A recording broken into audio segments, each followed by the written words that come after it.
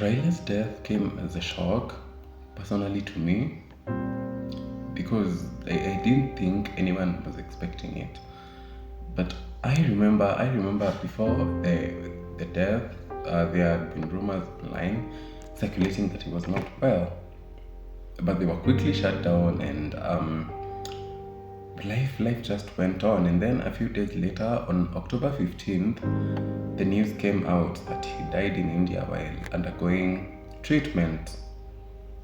And so there was a lot of mixed reactions, people with like a lot of mixed opinions. But one thing was clear, that his political journey was one of resilience, was one of power, was one that was life changing. Because when we look back, since he was born in 1945, and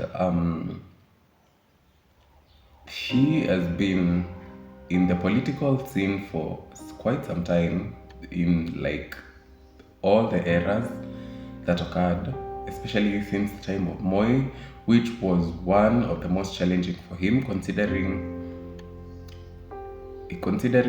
he faced exile, he faced being detained, being tortured, because of fighting for multi-party system and democracy in Kenya when we were under the rule of dictatorship. He was strong, he was determined, he was focused on giving a country that is democratic, that is just, that gives people freedom. And then comes, the next eras, Moi Kibaki's era, where there was the 2008, 2007, 2008 violence election, and they had to come to an agreement for the sake of peace of Kenyans, and decide on splitting, sharing power, and then he became the prime minister. And going on, he has done like a lot of feats in the political scene that will always be remarkable, that will always be remembered for.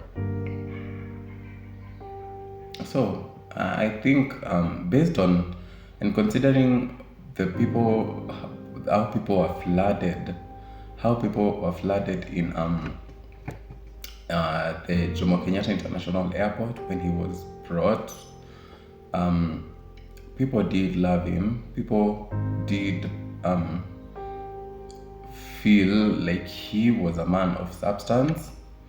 And so I think, as much as he vied for presidency all the 5 times, and he never won, I feel like whatever he did in the political scene will always be remembered, will always be historic. And the fact he tried so many times, he is an inspiration to many to not give up, to not lose hope, to continue fighting, and to keep on the faith. So as much as there was a lot going on, we could give him his flowers and say that he was a man with a vision. Rest in peace, Baba.